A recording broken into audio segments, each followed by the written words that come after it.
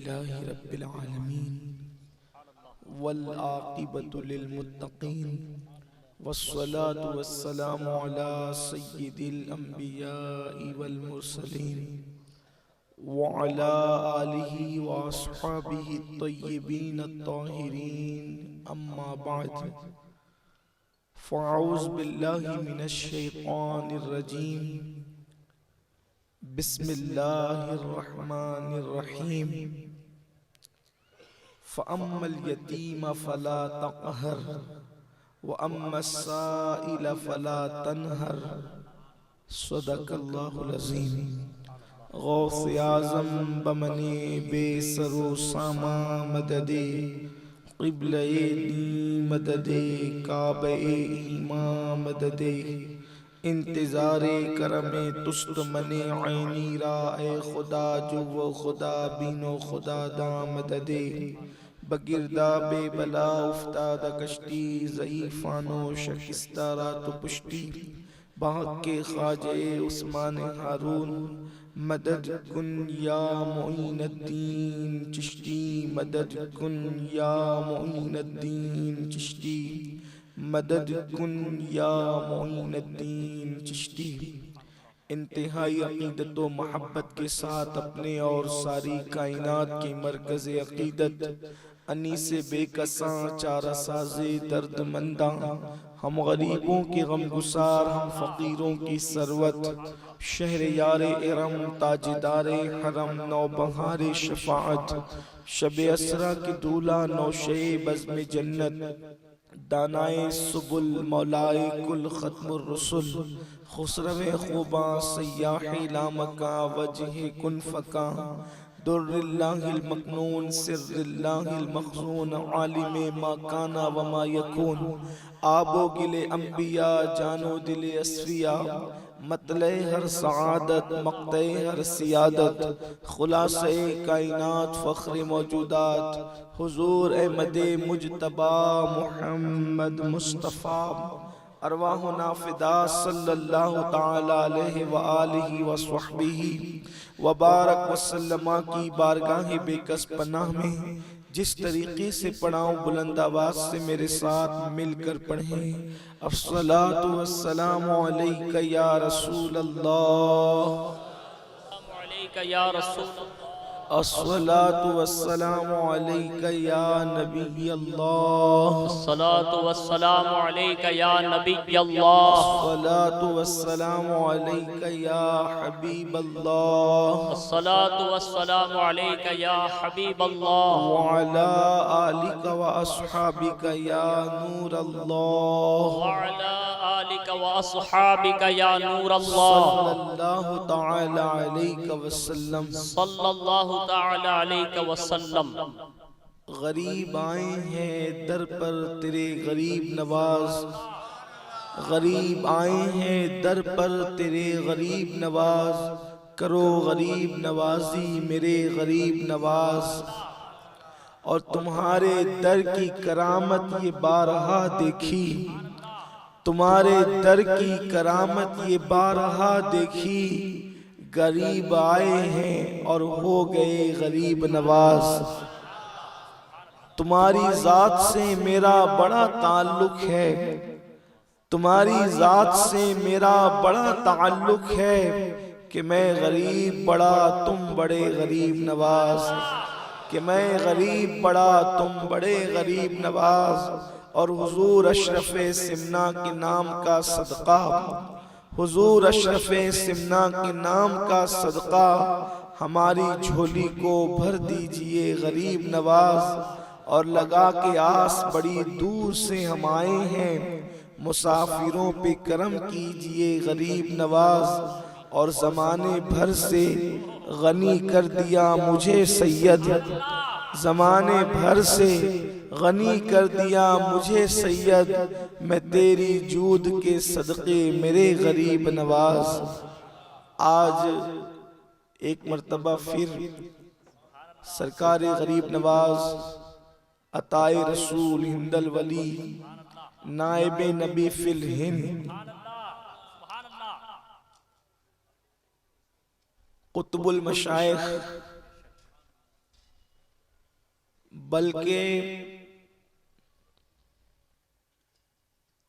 مشائخان بحر و بر کے کتب سیدی مرشدی خواجہ معین الدین چشتی حسن سنجری ثم اجمیری رضی اللہ تبارک و تعالی عنہ کے جشن مبارکہ کے موقع پر ہم اور آپ سب حاضر ہیں، اور میں نے قرآن مقدس کی ان 2 آیات کی تلاوت کی ہے جس میں اللہ نے اپنے محبوب کو غریب نوازی کرنے کا حکم عطا فرمایا، جس میں اللہ نے اپنے محبوب کو غریبوں کو نوازنے کا حکم عطا فرمایا ہے۔ تو آج گویا کہ ہم اپنے محفل کا عنوان یہ بھی دے سکتے ہیں کہ غریب نواز کیوں؟ غریب نواز کیوں؟ آخر انہیں غریب نواز کیوں کہتے ہیں؟ غریب نواز کہنے کا مطلب کیا ہے؟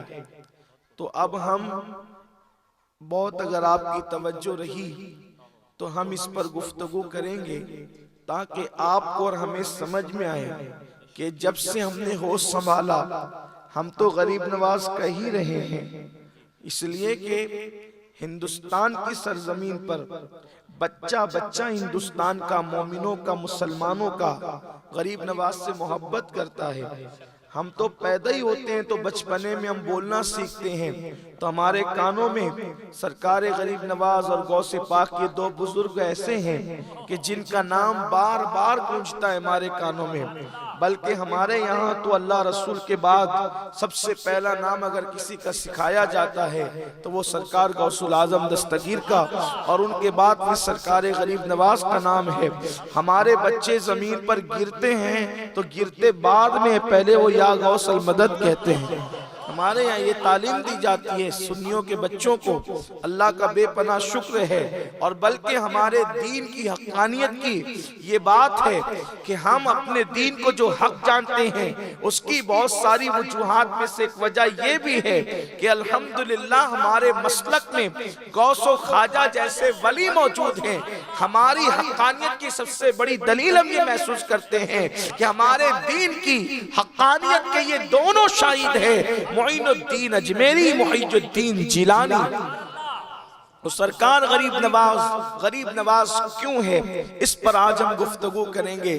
میرے پیارے آقا صلی اللہ علیہ وسلم کے پیارے دیوانوں، یاد رکھنا غریب نواز کا مطلب یہ ہوتا ہے غریبوں کو نوازنے والا، غریبوں کو نوازنے والا، غریبوں کو دینے والا۔ تو غریب نواز کا ایک مطلب میری نگاہ میں یہ بھی ہے، چونکہ غریب اجنبی کو بھی کہتے ہیں، غریب کا مطلب اجنبی بھی ہوتا ہے۔ جیسے کہ ڈاکٹر اقبال کے شعر کے اندر یہ بات آئی ہے، وہ کہتے ہیں کہ غربت میں ہو اگر ہم رہتا ہے دل وطن میں۔ حالانکہ یہ گجرات کی سرزمین ہے اور یہاں کے لوگ اردو جو ہے وہ عوام کی بات کر رہا ہوں، اہل علم تو اپنی جگہ ہے کہ لوگ اردو زیادہ نہیں جانتے، تو تھوڑا سا میں درس کے انداز میں، حالانکہ کوئی مدرس نہیں ہوں لیکن درس کے انداز میں سمجھانا چاہتا ہوں کہ یہ شعر کے اندر غربت کے مقابلے میں وطن آیا ہے۔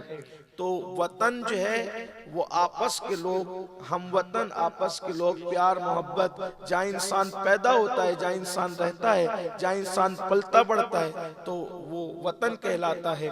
اور غربت یعنی کہ پردیس کے مقابلے میں وطن آیا ہے، تو اجنبیوں کو، پردیسیوں کو بھی غریب کہتے ہیں۔ اسی طریقے سے امام اہل سنت نے بھی کہا ہے صبح وطن پہ شام غریباں کو دو شرف۔ تو اسی طرح ہم جو ہے وہ 11ویں محرم کو شام غریباں کہتے ہیں، اس کی وجہ یہ ہے کہ وہ پردیس کی شام، مسافرت کی شام۔ تو یہ اب آپ کے بات سمجھ میں آ گئی ہوگی کہ غریب کا ایک مطلب ہوتا ہے اجنبی کے۔ اب غریب نواز کو غریب نواز کیوں کہتے ہیں؟ اس کی پہلی وجہ اجنبیوں کو نوازنے والا۔ چونکہ ہندوستان غریب نواز کا وطن نہ تھا، ہندوستان غریب نواز کا وطن نہ تھا، اور انسان اجنبیوں کو نہیں نوازتا، انسان نوازتا تو اپنوں کو ہے۔ انسان کے پاس اگر تھوڑی سی کھجوریں بھی دے دی جائے یا شیرنی بھی دے دی جائے تو تقسیم کرنے والا اپنوں کو دیکھ کر تقسیم کرتا ہے، مسکرا مسکرا کر تقسیم کرتا ہے۔ لیکن غریب نواز کیوں؟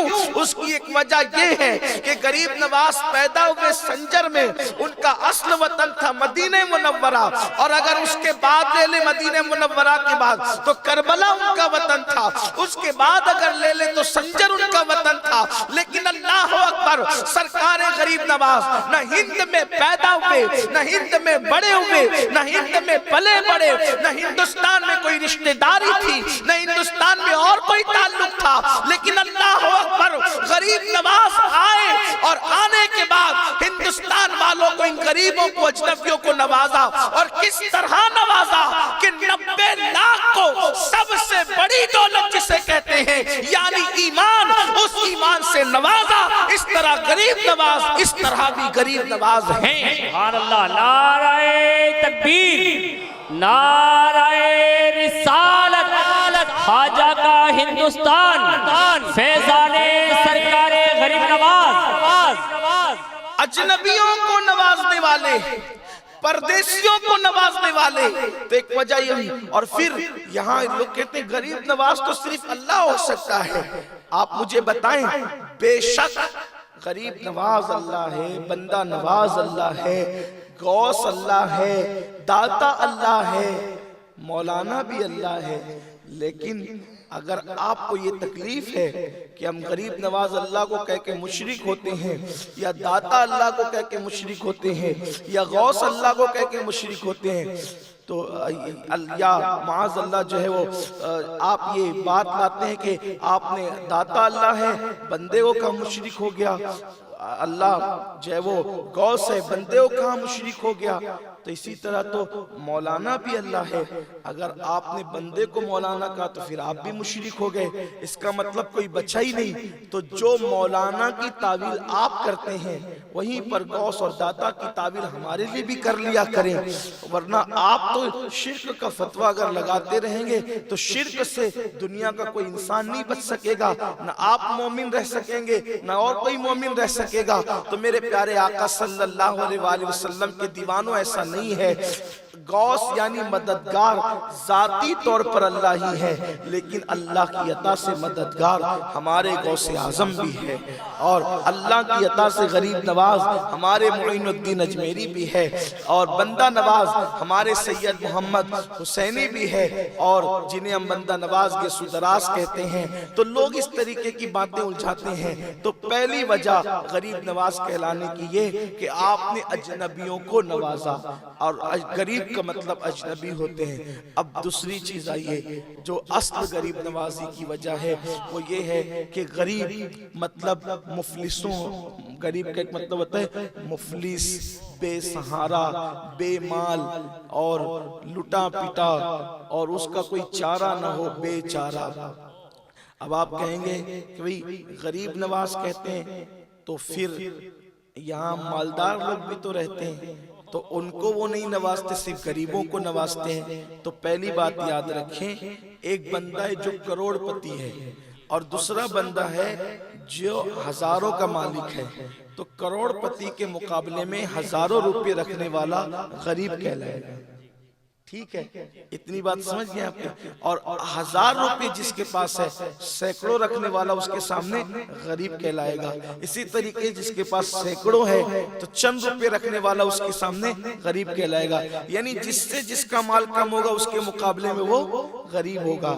تو اب سرکار غریب نواز کے آستانے پر بادشاہ بھی غریب ہے۔ اس کی وجہ یہ ہے کہ غریب نواز خدا کے خزانوں کے مالک ہیں، اور تخت و تاج بادشاہوں کو انہی کے دروازے سے ملتا ہے، اس لیے ان کے دروازے پر سب غریب ہے۔ اب آپ کے بات سمجھ میں آئی، جو لوگ اپنے آپ کو بہت مالدار تصور بھی کرتے ہیں وہ بھی غریب ہے، اس لیے کہ وہ بھی جھولیاں۔ محمود غزنوی، اللہ اکبر، محمود غزنوی اگر مصطفیٰ جان رحمت صلی اللہ علیہ وسلم کی بارگاہ میں جھولی پھیلا کر کھڑا ہے تو لوگوں کے سامنے وہ بادشاہ ہے، مگر مصطفیٰ جان رحمت کے دروازے پر تو وہ بھکاری ہی ہے نا۔ کیوں اپنی گلی میں وہ روادار صدا ہو جو بھیک لیے راہ گدا دیکھ رہا ہو، اور آتا ہے فقیروں پہ انہیں پیار کچھ ایسا کہ خود بھیک دے اور خود کہے منگتا کا بھلا ہو، اور منگتا تو ہے منگتا کوئی شاہوں میں دکھا دے، منگتا تو ہے منگتا کوئی شاہوں میں دکھا دے جس کو میرے سرکار سے ٹکڑا نہ ملا۔ سبحان اللہ، سبحان اللہ۔ تو ان کے دروازے پر تو سبھی بھکاری ہیں، سبھی غریب ہیں، تو غریبوں کو نوازنے والے، یعنی جو نعمت جس کے پاس نہیں اس کو وہ نعمت دینے والے۔ اور حضور غریب نواز کی شان یہ ہے وہ بچپن سے غریب نواز، اللہ اللہ اللہ اللہ، اور آگے بڑھ کے کہہ دوں بچپن سے نہیں خاندانی غریب نواز، ہائے ہائے، ان کا خاندان ہی غریب نواز، پورا خاندان غریب، رسول اللہ سے لے کر سید غیاث الدین تک، سید غیاث الدین سے لے کے خود غریب نواز اور نیچے آج، تو سرکار غریب نواز نے غریب نوازی کیسے کی؟ آئیے دیکھیں۔ اس عنوان پر آج مجھے بولنے کا شوق اس لیے ہو رہا ہے کہ آج میری قوم کے دلوں میں غریبوں سے نفرت پیدا ہو رہی ہے۔ تھوڑی سی اللہ کسی کو دولت دیتا ہے تو وہ غریبوں کے پسینے میں اس کو بدبو آنے لگتی ہے۔ آج لوگ رشتے بھی ڈھونڈتے ہیں تو امیر اور غریب میں فرق کرتے ہیں، بازو میں بھی بیٹھتے ہیں امیر اور غریب میں فرق کرتے ہیں، مسجد کے ٹرسٹی بھی بناتے ہیں امیر اور غریب میں فرق کرتے ہیں، مدرسے کا متولی بھی بناتے ہیں امیر اور غریب میں فرق کرتے ہیں۔ اگر آپ کو بات تلخ نہ لگے بولو یہ سچائی ہے کہ نہیں ہے؟ مالدار نماز کا پابند ہو یا نہ ہو اسے مسجد کا ٹرسٹی بنا دیا جاتا ہے، اگر غریب ولی صفت بھی ہو اسے مسجد کا ٹرسٹی نہیں بنایا جاتا۔ شادیوں کے اندر وہ اوباش جو زناکار اور بدکار اور شرابی ہے اس کے بارے میں ہمیں پتا ہے کہ یہ بدکار ہے، زناکار ہے، شرابی ہے، لیکن اگر وہ آئے اس کے لئے لوگ کرسیاں چھوڑ دیتے ہیں۔ لیکن غریب نمازی اور نماز کا پابند ہو، شریعت کا پابند ہو، اس کو کوئی بھاؤ بھی نہیں دیتا۔ مسلمانوں یاد رکھو اس کا مطلب ہم دولت کے پجاری ہو گئے ہیں، اس کا مطلب ہم مال کے پجاری ہو گئے ہیں۔ اگر یہی فکر ہے کہ دولت ہی سب کچھ ہے تو فرعون میں اور ہم میں فرق کیا رہ جاتا ہے، نمرود میں اور ہم میں فرق کیا رہ جاتا ہے؟ اللہ اکبر، ان کے لیے بھی دولت سب کچھ تھی، ہمارے لیے بھی دولت سب کچھ ہے، بلکہ بڑی معذرت کے ساتھ آج دیندار طبقہ بھی اگر خیریت پوچھتا ہے، آج کے بہت سارے اللہ ماشاءاللہ اللہ باس کے بہت سارے لوگ اگر خیریت بھی پوچھتے ہیں تو منہ دیکھ کر کے، اگر غریب مرید نیک اور متقی بھی ہو اسے مسافے کی سعادت بھی نصیب نہیں۔ اور مالداروں کا حال یہ ہے کہ وہ گنہگار اوباش اور عیاش ہوں تو ان کی بیماری میں بھی خیریتیں پوچھی جاتی ہے، ان کے گھر تک جایا جاتا ہے، لیکن نہیں ہمارے یہاں مال کی کوئی حیثیت نہیں ہے۔ ایک ہی صف میں کھڑے ہو گئے محمود و عیاض، نہ کوئی بندہ رہا نہ کوئی بندہ نواز۔ مصطفیٰ جان رحمت کا دربار ایک دربار تھا جہاں مالدار اور غریب کی کوئی جو ہے تفریق نہیں تھی، جہاں گورے اور کالے کی کوئی تفریق نہیں تھی، جہاں چھوٹے اور بڑے کی کوئی تفریق نہیں تھی۔ آج ہم نے یہود و نصارہ کی طرح، آج ہم نے مشرکین کی طرح قوم کو بانٹ رکھا ہے۔ مالداروں کا معاملہ الگ ہے، غریبوں کا معاملہ الگ ہے، اور اللہ نے قرآن میں ضابطہ عطا کیا، نہ مالدار افضل ہے نہ غریب افضل ہے۔ ان اکرمکم عند اللہ اتقاکم، اگر مالدار میں تقوی ہے تو مالدار افضل ہے، اور غریب میں تقوی ہے تو غریب افضل ہے، گورے میں تقوی ہے تو گورا افضل ہے، کالے میں تقوی ہے تو کالا افضل ہے۔ اسی لیے تو نہیں دیکھتے کہ بڑے بڑے گورے خوبصورت حرم کے مطلب میں کھڑے رہے، سیاہ فام بلال کعبے کی چھت پہ کھڑا رہے۔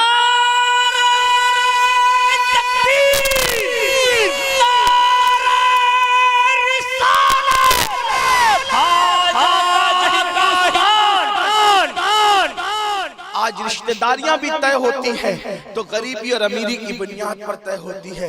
اس تفریق کو ختم کرنا ہوگا، ورنہ جس دن میری قوم مال کو سب کچھ سمجھ لے گی اس دن فرعونیت جنم لے گی. جنم کیا لے گی؟ فرعونیت جنم لے چکی ہے، نمرودیت جنم لے چکی ہے، یزیدیت جنم لے چکی ہے. مال برا نہیں ہے لیکن مال کی محبت بری ہے. اور اگر اللہ نے مال دے دیا ہے مال سے محبت نہ کرو. بے شمار اولیاء جو مالدار تھے لیکن وہ مالدار ہو کر بھی کبھی انہوں نے مالداری کو اہمیت نہیں دی. آج آپ دیکھیں یہاں عورتیں اور خواتین بھی موجود ہیں. اگر عورتیں کسی شادی کے فنکشن میں یا ولیمہ کی محفل میں اگر وہ زیورات پہن کر چلی جائیں اور وہاں پر کوئی غریب عورت بغیر زیور کے آئے تو عورتیں اس کا مذاق اڑانے کے لیے اس سے قصداً پوچھتی ہیں بھابی کیا بات ہے آج آپ زیور پہننا بھول گئی. حالانکہ اس کو پتا ہے کہ اس کے پاس زیورات ہیں نہیں، اس کے پاس زیورات ہیں نہیں، اچھے کپڑے ہیں نہیں، پھر بھی اس کا مذاق اڑانے کی غرض سے پوچھتی ہے تاکہ اس کا دل دکھے. اور اچھی طرح یاد رکھنا سرکار غریب نواز رضی اللہ تعالیٰ عنہ کا ارشاد ہے کہ میں نے اپنے پیر و مرشد سے سنا ہے. سرکار غریب نواز فرماتے ہیں میں نے اپنے پیر و مرشد سے سنا ہے کہ انسان کے سینے سے لے کر دل تک تقریباً 80 پردے ہوتے ہیں اور ہر پردے پر ایک فرشتہ کھڑا ہوتا ہے. جب تم کسی مومن کا دل دکھاتے ہو تو گویا کہ 80 فرشتوں کو تم تکلیف پہنچاتے ہو، 80 فرشتوں کو تم ناراض کرتے ہو، 80 فرشتوں کو تم جو ہے وہ ان کی ناراضگی مول لیتے ہو، اذیت پہنچاتے ہو. اور وہ 80 فرشتے تو اپنی جگہ اللہ کے رسول صلی اللہ علیہ وآلہ وسلم نے فرمایا جس نے کسی مومن کا دل دکھایا اس نے مجھ محمد کا دل دکھایا. ساری عبادتیں ایک دھری کے دھری رہ جائے گی صرف ایک مومن کا دل دکھانے کی بنیاد پر انسان جہنم میں ڈال دے. ایک مومن کی بات کر رہا ہوں، ایک مومن. زندگی میں کاؤنٹ کر لینا کتنوں کا دل دکھایا ہے، زندگی میں کاؤنٹ کر لینا کتنوں کا دل دکھایا ہے. ایک مومن کا دل دکھانے کے سب عبادتیں دھری کے دھری رہ جائے گی. آج ہم نے دلوں کا خیال کرنا چھوڑ دیا. ہمارے ہمسائے پڑوسی ہم سے ناراض ہیں، تنگ آ چکے لوگ. بیویاں ناراض ہیں، بیوی سے شوہر ناراض ہے، بال بچے ناراض ہیں. یہ سب ناراضگی کا ماحول، نفرتوں کا ماحول. آؤ ذرا غور کرو ایک مومن کے دل کی اہمیت کتنی ہے. 80 فرشتے ایک مومن کے دل پر پہرے دار ہیں. آخر کوئی تو نعمت وہاں ایسی ہوگی جہاں 80 فرشتوں کو کھڑا کیا گیا. غور تو کرو ذرا، سوچو تو صحیح. ہم نے تو سمجھا ہے کہ بس کچھ سیکھا ہی نہیں، کچھ سیکھنے کی کوشش ہی نہیں کی. اگر انسان کو پتا چل جائے مومن کے دل کی اہمیت کیا ہے.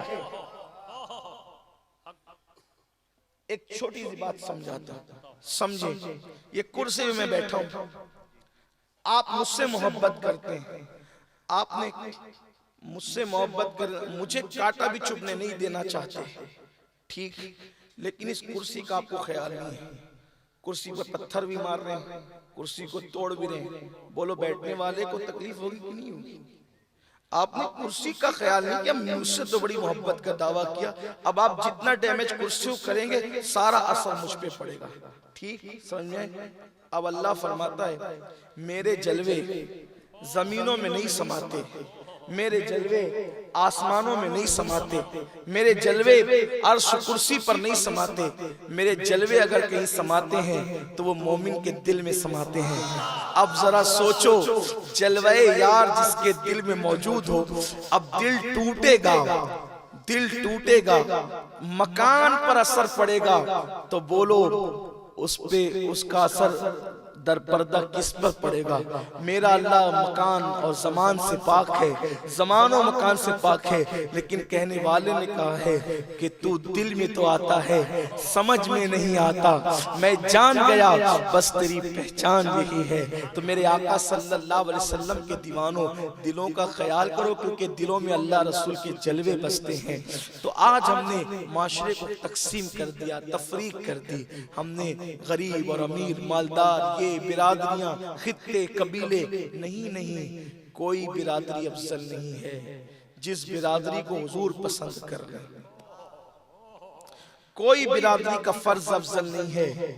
حضور علیہ السلام جس سے پیار کر لیں، سارے حبشی پیارے ہیں؟ نہیں. سارے حبشی پیارے ہیں؟ نہیں. حبشیوں میں بلال کی شان الگ ہے.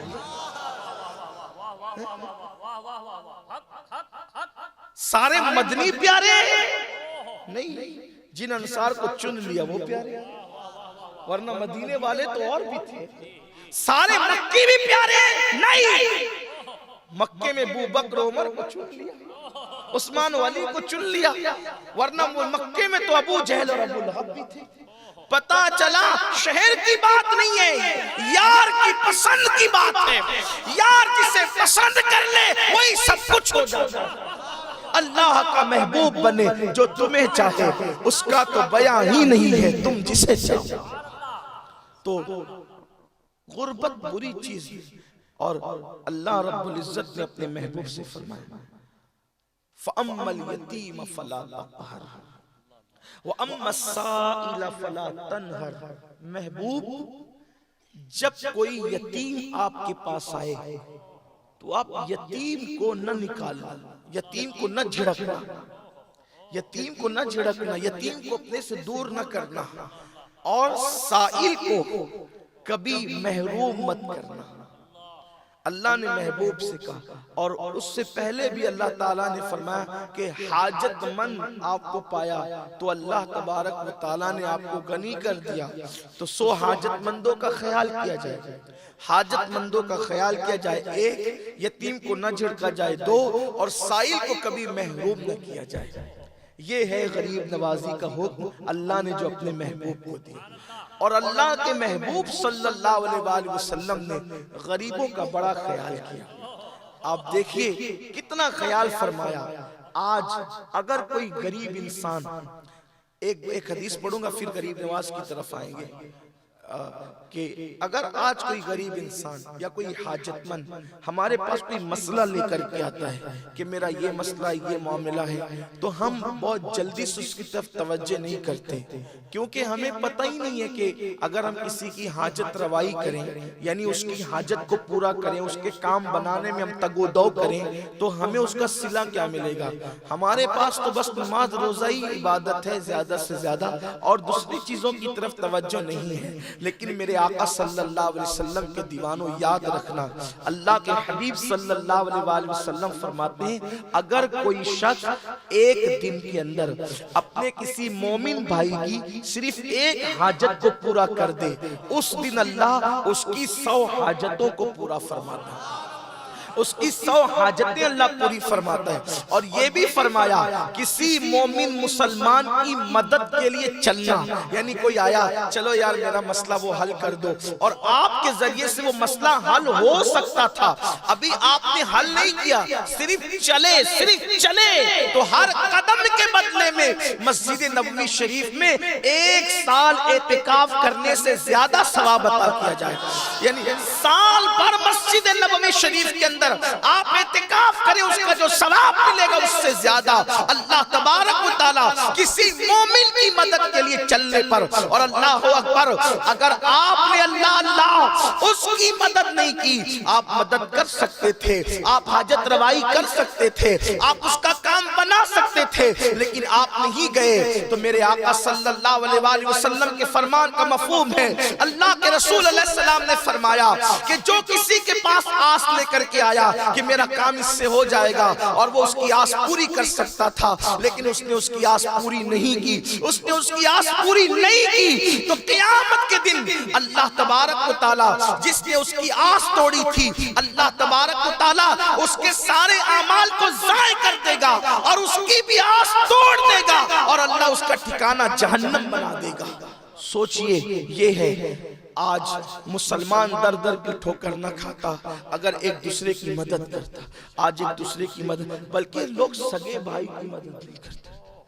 سگے بھائیوں کے اندر اس قدر اختلاف ہوتا جا رہا ہے، کوئی پیار نہیں، کوئی محبت نہیں. باپ بیٹے میں مدد کا جذبہ نہیں ہے، بہن بہن میں مدد کا جذبہ نہیں ہے. آؤ ہمارے اسلام کی تعلیم کیا ہے.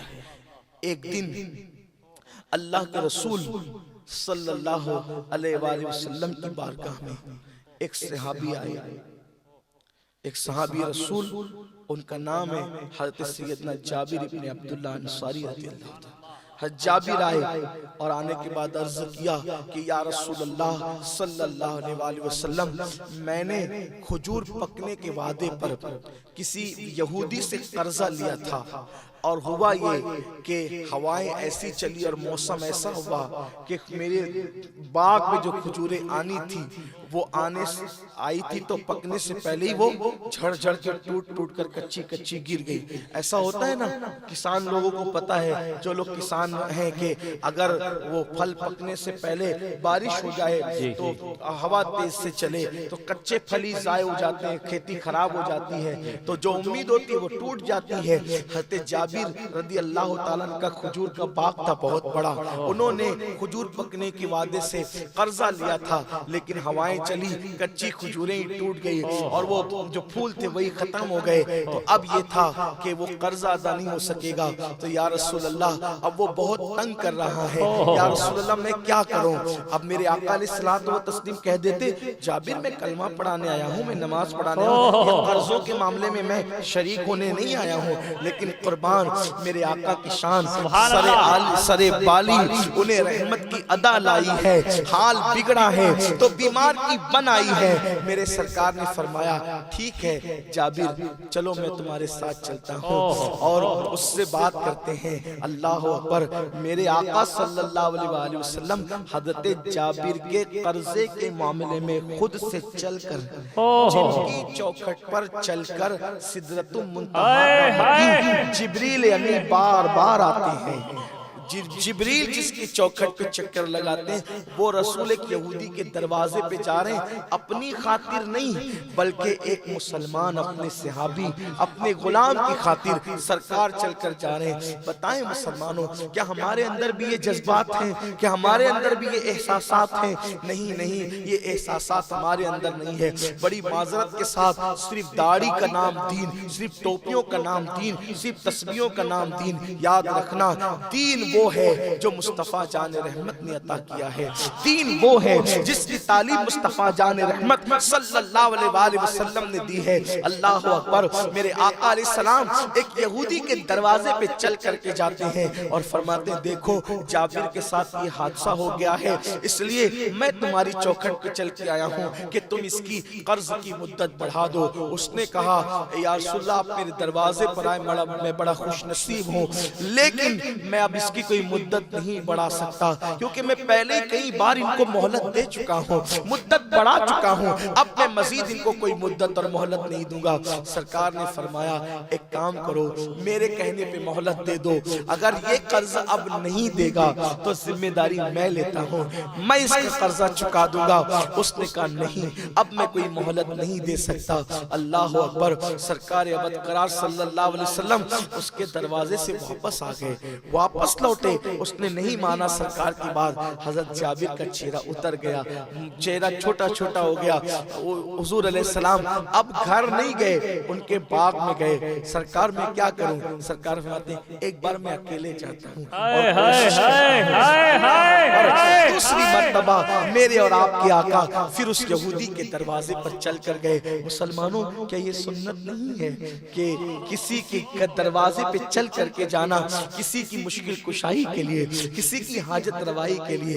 آپ مجھے بتائیں، بولو ہمیں پتا ہوتا ہے کہ فلاں مسلمان مشکل میں پھنسا ہوا ہے، لیکن کیا کبھی ہم یہ کوشش کرتے ہیں کہ ہم اس کی تکلیف دور کر دیں، ہم اس کی مشکل دور کر دیں؟ بڑی معذرت کے ساتھ، کیونکہ ہم اللہ کے لیے نہیں جی رہے، ہم ریاکار ہو گئے، ہم اللہ کے لیے نہیں جی رہے، ہم منافقت کہیں نہ کہیں کر رہے ہیں۔ اگر اللہ کے لیے جیتے تو ہم ان رات کی تنہائیوں میں جو لوگ سردیوں میں ٹھٹر رہے ہوتے ہیں، خاموشی میں جا کے ان کے وجود پہ کمبل ڈال دیتے ہیں۔ اگر ہم اللہ کے لیے جی رہے ہوتے ہیں تو راستے میں پڑے رہنے والے فقیروں کے پاس بیٹھ کر ہم انہیں کھانا کھلا دیتے. لیکن ہم یہ سب کام کیوں کریں گے؟ کیونکہ ہم نے تو کام وہاں کرنا ہے جہاں ہماری تصویریں چھپی ہیں. ہم نے تو یہ کام وہاں کرنا ہے جہاں ہمارے نام کے نعرے لگنا ہے. ہم نے تو یہ کام وہاں کرنا ہے جہاں میں سیٹ صاحب کہہ کے پکارا جانا ہے. مگر یاد رکھنا، تصویریں چھپانے کے لیے کرو گے، سیٹ صاحب کہلانے کے لیے کرو گے اور نعرے لگوانوں کے لیے کرو گے، اللہ کہے گا جس کے لیے کیا تھا وہی سب دے دیا، یہاں کچھ نہیں ہے. لیکن اللہ کے لیے کرو گے تو پھر سیٹ صاحب تمہیں وہاں کہہ کے پکارا جائے گا، اعزازات وہاں دیے جائیں گے، انعامات وہاں دیے جائیں گے. ہاں، قوم کی بیٹیاں اب بھی ایسی جو کسی سیٹ صاحب کا انتظار کر رہی ہے کہ اس کی مدد آئے گی تو میری شادی ہو جائے گی. ہاں یہ ہوگا. کیا ہم سمو لگن کو فروغ دے رہے ہیں؟ تو ایسا نہیں ہو سکتا کہ ہم خاموشی سے ایک ایک شادی یہ کہہ کر کے نپٹا دیں کہ ہم نہیں کر رہے، کوئی اور کر رہا ہے. اجتماعی شادیاں ہمارے ہاں بھی ہوتی ہیں، میں خود بھی کرتا ہوں. لیکن کہیں مجھے یہ درد ضرور ہے کہ اجتماعی شادیوں کے یا سمو لگن کے نام پر ہم جن دولہا دلہنوں کو قریب کہہ کے بٹھاتے ہیں، سہرے کا بوجھ ان کا گردن اتنا نہیں جھکاتا جتنا غربت کا تانا ان کا بوجھ جھکا دیتا ہے. تو جب ہم اپنی جیب سے اپنے پیسے سے کسی کی شادی کر رہے ہیں تو اسٹیج پر ان کو غریب بنا کر بٹھانے سے بہتر یہ تھا کہ ان کو وہ رقم دے دی جاتی اور کہا کہ جاؤ چپ چھپا کر کے اس طرح شادی کر لو کہ ہم نہیں کروا رہے، تم خود کر رہے. تو اس میں اجر اور بڑھ جاتا، اس میں صلہ اور بڑھ جاتا. لیکن یہ چیزیں ہمارے اندر کہیں نہ کہیں، دیکھیے اللہ کے لیے نہیں ہو رہا ہے الا ماشاءاللہ. کہیں نہ کہیں ہم ریاکار ہو رہے ہیں، منافق ہو رہے ہیں کہیں نہ کہیں. اور ایک بات یاد رکھنا، اگر آپ سوچو گے نا اس طرح چھپا کر کے دوں گا تو پھر میرے نام کا کیا؟ اللہ کی عزت کی قسم کھا کر جس دن چھپا کے نیکی کرنے والے ہو جاؤ گے، دکھا کر اتنی عزت نہیں ملتی جتنی چھپا کر عزت. اس لیے کہ دکھا کر عزت ہم کماتے ہیں. ہم تشہیر اپنی کر رہے ہیں تو ہم اپنی تشہیر کریں گے تو اپنی طاقت کے مطابق کریں گے، اور اللہ ہماری تشہیر کرے گا تو اپنی شان کے مطابق کرے گا. اللہ کرے گا تو اپنی شان. اس لیے کہیں تو ہم اللہ کے لیے کریں، کچھ تو اللہ کے لیے کریں. تو بات دور نہ نکلے، جلدی سے چلتے ہیں کہ سرکار ابد قرار صلی اللہ علیہ وآلہ وسلم فرماتے ہیں کہ ایک بار میں خود جاتا ہوں اور اس سے بات کرتا ہوں. گئے حضور دوبارہ گئے تو اس نے دوبارہ بھی انکار کر دیا. المختصر یہ کہ حضور باغ میں واپس آئے اور چاہتے تھے کہ اب اگر میں اپنے گھر چلا جاؤں گا تو جابر بہت پریشان ہو جائے گا. تو حضور علیہ السلام اپنے گھر بھی نہیں گئے بلکہ اللہ کے رسول علیہ السلام کے کیلولا کا وقت آ گیا تو حضرت جابر کے باغ کے اندر ایک اوٹا تھا، چبوترا. اسی ایک درخت کے نیچے وہ چبوترا تھا. اسی چبوترے پر اللہ کے رسول علیہ السلام نے اپنی چادر بچھائی اور ہاتھ کا تکیہ بنایا اور حضور علیہ السلام لیٹ گئے. قربان جائیں، کونین کے مالک ہیں، مالک جنت ہے، اور زندگی کی شان کیا ہے کہ چادر بچھا دیتے ہیں اور ہاتھ کا تکیہ بنا کر وہیں پر سو جاتے ہیں.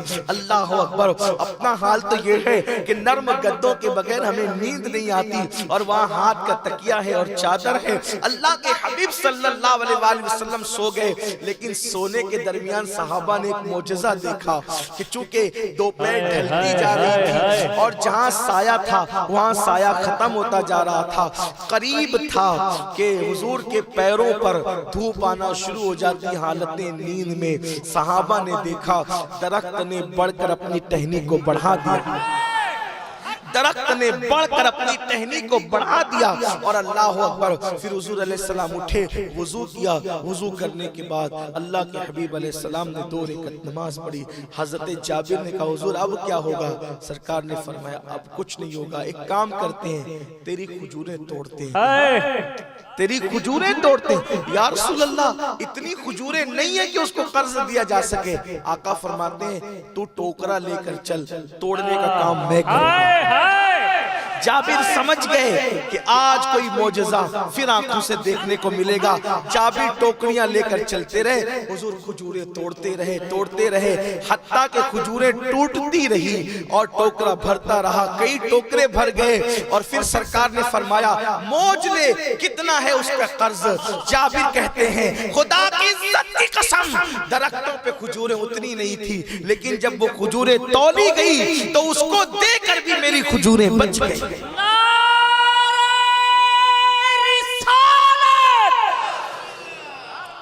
یہ غریب نوازی کا انداز ہے۔ اب آپ یہی جلوہ غریب نواز کی زندگی میں پھر دیکھیے کیسے انہوں نے اپنے نانا کی سنت پہ عمل کیا۔ اتفاق سے وہاں بھی باغ کا اور کھیت کا معاملہ ہے اور یہاں بھی کھیت کا معاملہ۔ ہوا یہ تھا کہ سرکار غریب نواز کے مرید اور خلیفہ ہیں حضرت خواجہ قطب الدین بختیار کاکی، اور ان کے مرید و خلیفہ ہیں حضرت شمس الدین التمش۔ شمس الدین التمش جو ہے وہ بادشاہ تھے، بادشاہ، اور اتنے متقی اور پرہیزگار تھے حضرت شمس الدین التمش کہ اللہ اکبر، شمس الدین التمش کو حضرت بابا قطب نے خلافت و اجازت دی تھی۔ اس کی وجہ یہ تھی کہ کبھی اس بادشاہ کی تہجد بھی فوت نہیں ہوئی، کبھی عصر کے پہلے کی سنت غیر موقدہ بھی نہیں چھوٹی، کبھی تکبیر اولیٰ بھی فوت نہیں ہوئی۔ بہت بڑا بادشاہ اور اتنا متقی پرہیزگار کہ حضرت بابا قطب الدین بختیار کاکی نے خلافت دی۔ تو چونکہ ان کی حکومت تھی اور حکومت کی وجہ سے معاملہ یہ تھا کہ کسانوں پر ٹیکس بڑھ رہا تھا، تو ایک کسان غریب نواز کے پاس آیا، سرکار غریب نواز کے پاس، کہنے لگا سرکار آپ کے مریدوں کا مرید ہے التمش اور اس کے کارندوں نے مجھ پہ ٹیکس بڑھا دیا ہے اور اتنا میں بھر نہیں سکتا، تو آپ کی سفارش کی وجہ سے میرا ٹیکس کم ہو سکتا ہے، تو تھوڑا سا آپ میری سفارش کر دیں۔ غریب نواز خط بھی لکھ سکتے تھے نا، لیکن فرمایا چلو چل کر میں بات کرتا ہوں۔ یہ چلو کی ادا کہاں سے سیکھی؟ حضرت جابر کے ساتھ حضور خود چل کر گئے تھے، حضرت جابر کے ساتھ حضور علیہ السلام خود چل کر گئے تھے۔ غریب نواز نے جو دل جیتے ہیں، دل اس بنیاد پر جیتے ہیں، ادائے مصطفیٰ کو اپنانے کی بنیاد پر جیتے ہیں۔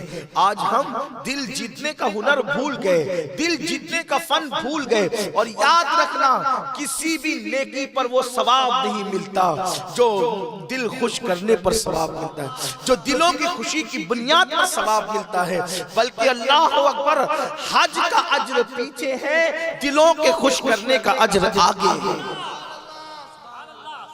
دل خوش کرنا سیکھو، دل خوش کرنا سیکھو، پھر دیکھو قدرت تمہیں کیسا نوازتی ہے، قدرت کیسے عطا کرتی ہے۔ میرے پیارے آقا صلی اللہ علیہ وسلم کے دیوانوں، ایک کسان غریب اجنبی، اس سے نہ کوئی جان ہے نہ کوئی پہچان ہے، لیکن فرماتے چل، اور پھر سرکار غریب نواز اجمیر معلیٰ سے دلی کا سفر طے کرتے ہیں۔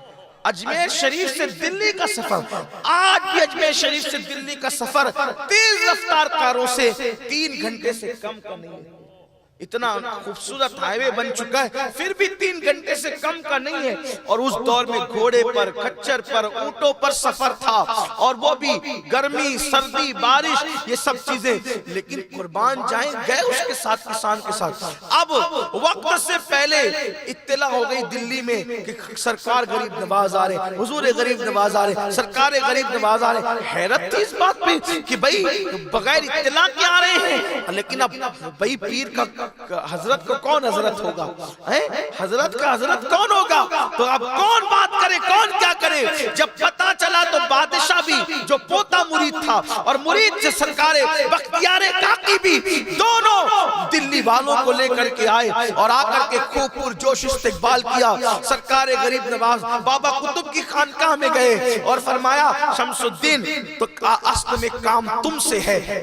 ہاتھ باندھ کے کھڑا ہو گیا بادشاہ وقت، ہاتھ باندھ کے کھڑا ہو گیا بادشاہ وقت۔ دیکھو مسلمانوں، جو قدرت کا سچا بندہ ہو جاتا ہے، بادشاہ پھر اس کے آگے ہاتھ باندھ کر کھڑے ہوتے ہیں۔ آج ہم اہل اقتدار سے پریشان اس لیے ہے کہ ہم اللہ کے صحیح معنوں میں بندے نہیں بنے. وہ جو سچے بندے تھے اللہ کے, ان کے پاس بادشاہ ہاتھ باندھ کر کھڑے تھے. اللہ اکبر. میرے پیارے آقا صلی اللہ علیہ وسلم کے دیوانوں, شمس الدین نے کہا حضور فرمایا یہ غریب کسان ہے اور آپ کے کارندوں نے ایک سے زیادہ لگا دیا ہے, یہ میرے پاس آیا, اس کا کام کر دو. شمس الدین نے کہا سرکار آپ لکھ بھی دیتے نا اور اس کے ہاتھ میں بھیج دیتے تو میں آپ کا اس کا کام کر دیتا آپ کے حکم پر. آپ نے اتنی تکلیف کیوں اٹھائی؟ اتنی مصروفیت ہے اجمیر میں, اتنے کام ہے اجمیر شریف میں, آپ سب چھوڑ کر اتنی تکلیف کیوں اٹھائی؟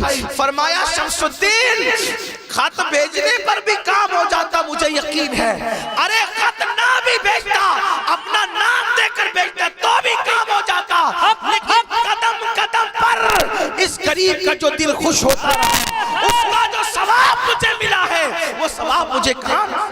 نعرہ تکبیر, نعرہ رسالت, غریب نواز ہر قدم پر. اور غریب نواز تو بچپن سے غریب نواز ہے, آپ کی عادت کریمہ تھی. سرکار غریب نواز کی عادت کہ بچے تھے, ننھے سے بچے تھے, اس وقت محلے میں غریبوں کے بچوں کو پکڑ کے ڈھونڈ کے جمع کرتے تھے اور لا کر اپنے گھر میں بٹھاتے تھے اور امی سے کہتے تھے امی اچھا کھانا بناؤ, امی اچھا کھانا بناؤ. ان کی امی جان بی بی ماہ نور ام الورا سیدہ فاطمہ اچھا سا کھانا بناتی اور غریبوں کے بچوں کو آپ دسترخوان پہ بٹھا کے کھلاتے. جب غریب کھاتے تو غریب نواز ماں سے لپٹ جاتے اور لپٹ کر کہتے امی جب غریب کھانا کھاتا ہے اپنے دستر پر تو کتنا اچھا لگتا ہے, کتنا سکون لگتا ہے. یہ بچپنے میں جب ان کے دروازے پہ جاتا ہوں سوچتا ہوں بچپنے میں شان غریبی نوازی یہ تھی, آج کیا حال ہوگا. اللہ اکبر. میرے خواجہ کا فیضان کرم آج بھی جاری ہے.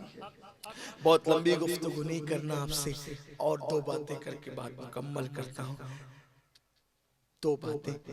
غریب نواز بعد وصال بھی غریب نوازی فرما رہے ہیں, آج بھی دو باتیں, آج بھی غریب نوازی فرما رہے ہیں. دو باتیں, کوئی جانے والا چاہیے, کوئی لینے والا چاہیے, عقیدت چاہیے. وہ اور لوگوں کے آئیں مر گئے مل گئے مٹی میں یہ ہو گیا, ان کے عقیدے مٹی میں ملے, ان کا ذکر ہی چھوڑیے. وہ تو پیدا بھی 1857 کے بعد ہے. ہمارے خواجہ زندہ ہے اور حدیث پاک ہے اللہ کا ولی زندہ ہے. حدیث پاک اللہ کے ولی کے پاس حیات ہے, زندگی ہے. یہ اولیاء اللہ کا موقف ہے. بلکہ اتنا سمجھ لیں آپ, ابھی سب کی بات سمجھ میں آئے گی. سارے مسلک کے لوگ اس بات پر متفق ہیں. کس پر متفق ہیں؟ ہم بھی وہ بھی سب, شیعہ سنی وہابی دیوبندی سب مسلک کے لوگ اس بات پر متفق ہیں کہ جو بندہ نماز نہیں پڑھتا, توجہ آپ کی, جو نماز نہیں پڑھتا اگر اس نے فجر نہیں پڑھا تو ظہر تک قبر میں اس کو ڈسا جاتا ہے. ٹھیک ہے, ظہر نہیں پڑھا تو عصر تک, عصر نہیں پڑھا تو مغرب تک, مغرب نہیں پڑھا تو عشاء تک, عشاء نہیں پڑھا تو فجر تک. اور یہ سلسلہ کب تک جاری رہے گا؟ قیامت تک جاری رہے گا. کب تک جاری رہے گا؟ صحیح ہے, سب اس پہ متفق ہیں. میں بھی اس کو بہت بیان کرتا ہوں اور وہ لوگ بھی سنا ہے کہ بیان کرتے ہیں, اس کو مانتے ہیں. اب آپ سے پوچھتا ہوں, وہ بے نمازی جس کو بے نمازی ہونے کی وجہ سے سانپ ڈس رہے ہیں تو کس کو ڈس رہے ہیں؟ مٹی کو ڈس رہے ہیں, پتھر کو ڈس رہے ہیں کہ اینٹ کو ڈس رہے ہیں؟ کس کو ڈس رہے ہیں؟ بے نمازی کو ڈس رہے ہیں نا. تو وہ ہے تبھی تو ڈس رہے ہیں, وہ ہے تبھی تو ڈس رہے ہیں. یہ اور بات ہے کہ وہ ہمیں نظر نہیں آ رہا ہے. بھئی ہمیں نظر نہیں آنے کا کیا مطلب ہے؟ آپ نے تھوڑی اس کو ڈسنا ہے. بھئی جس نے ڈسنا اس کو تو دکھ رہا ہے. اور آپ ہم تو اتنے اندھے ہیں کہ کبھی اپنے آپ کو بھی دیکھا, کبھی اپنا چہرہ بھی دیکھا. بڑا غرور ہے اپنی آنکھوں پر کہ ہمیں جو نہیں دکھے گا ہم نہیں مانیں گے. ارے تو دکھتا ہے اپنے آپ کو, کبھی اپنا چہرہ دیکھا ہے؟ مجھے چیلنج ہے کوئی انسان بتا دے کہ میں نے اپنا چہرہ خود دیکھا ہے. دوسروں کے چہرے سب دیکھتے ہیں، خود کا چہرہ نہیں دیکھ سکتے، بغیر آئینے کے نہیں دیکھ سکتے۔ کبھی بغیر آئینے کے اپنا چہرہ دیکھا؟ بتا دو اپنا چہرہ بغیر آئینے کے۔ تو جو انسان اتنا اندھا ہو کہ خود کا چہرہ نہ دیکھ سکے، وہ قبروں کے حالات کیا دیکھ سکتا ہے؟ قبر کے حالات تو اس نے بتائے ہیں جس کی نگاہ سے خدا کی ذات بھی نہیں جھک سکی، اور کوئی غیب کیا تم سے نیا ہو بلا جب نہ خدا ہی چھپا تم پہ کروڑوں۔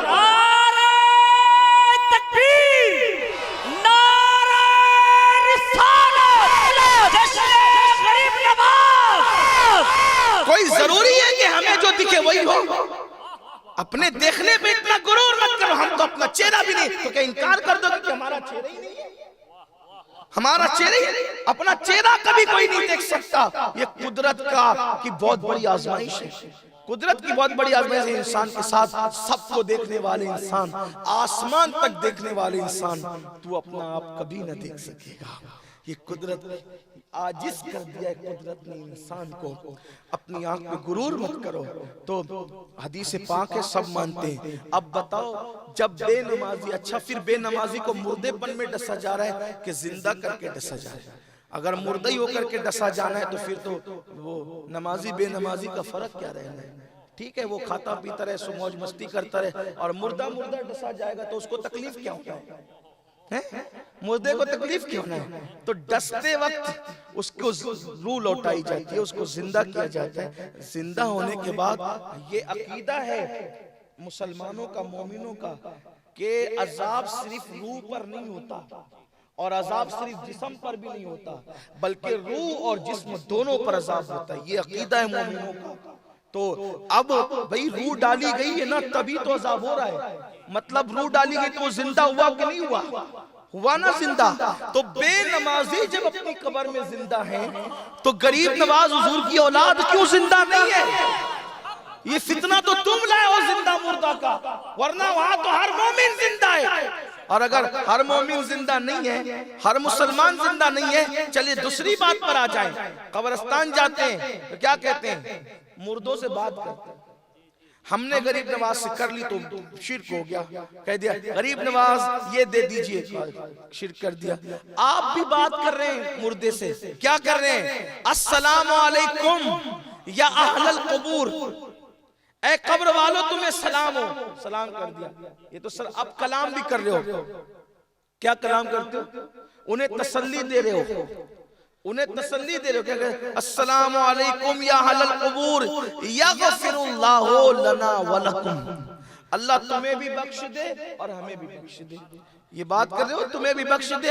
اسی پہ بس نہیں کیا، وَأَنْتُمْ سَلَفُونَ وَنَحْنُ بِالْعَصْرِ، تم پہلے آ گئے، ہم تمہارے بعد آئیں گے انشاءاللہ۔ یعنی رہو، آرام سے رہو، ہم آنے والے ہیں، تمہارے پاس ملنے والے ہیں، تم سے آنے والے۔